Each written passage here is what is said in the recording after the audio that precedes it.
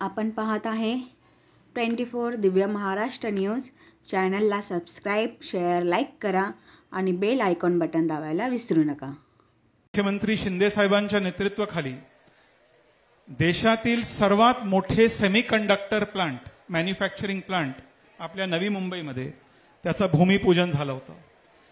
प्रत्येक इलेक्ट्रॉनिक डिव्हाइसमध्ये, स्मार्टफोन असो, टेलिव्हिजन असो, गाडीमध्ये जे स्क्रीन आहे, हे स्मार्ट टेक्नॉलॉजी आहे, त्याचं जे ब्रेन, त्यांना आपण ब्रेन म्हणतात, ब्रेन म्हणजे सेमीकंडक्टर चिप। आणि आज पूर्ण जगात एकच देशाचा मोनोपॉली आहे सेमीकंडक्टर चिप मॅन्युफॅक्चरिंग करण्यासाठी, त्या देशाचे नाव आहे तायवान। पण आता मोदीजी शिंदे साहेबांच्या नेतृत्वाखाली त्यांच्या प्रयत्नाने आज मला हे सांगण्यास खूप अभिमान आहे कि ताइवान मोनोपॉली हम लोगों ने तोड़ा है और सबसे ज्यादा सेमीकंडक्टर चिप मैन्युफैक्चर भारत मध्ये आणि महाराष्ट्रामध्ये होणार आहे। Content is king. मी एक गोष्टी सांगू इच्छितो की आपल्याकडे किंग क्रिएटर आहे, ते म्हणजे शिंदे साहेब।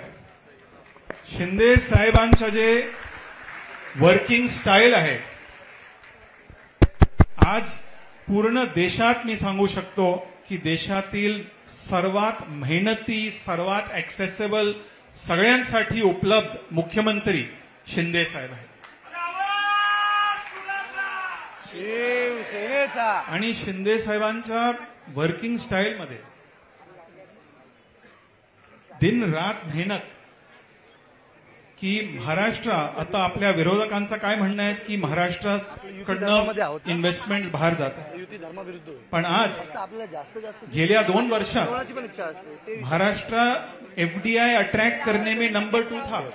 आज शिंदे साहब के नेतृत्व में Maharashtra number 1 FDI attracting destination है। एफडीआई म्हणजे फॉरेन डायरेक्ट इन्व्हेस्टमेंट, म्हणजे फॉरेन इन्व्हेस्टर्स येतील, आपल्या राज्यात इन्व्हेस्ट करतील, फॅक्टरी ओपन करेल, त्यानंतर युवकांना रोजगार मिळेल। आज गडचिरोलीचा मी उदाहरण सांगू इच्छितो। गडचिरोली म्हणजे नॅक्सल अफेक्टेड डिस्ट्रिक्ट। आज गडचिरोली नॅक्सल हब, पास्ट मध्ये लोक म्हणत होतं की गडचिरोली मीन्स नॅक्सल हब।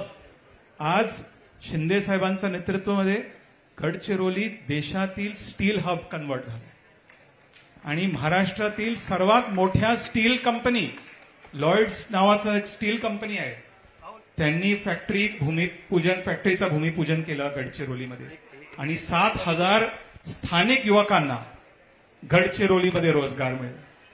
म्हणून आपल्याकडे कंटेंट क्रिएटर शिंदे साहेब आहेत।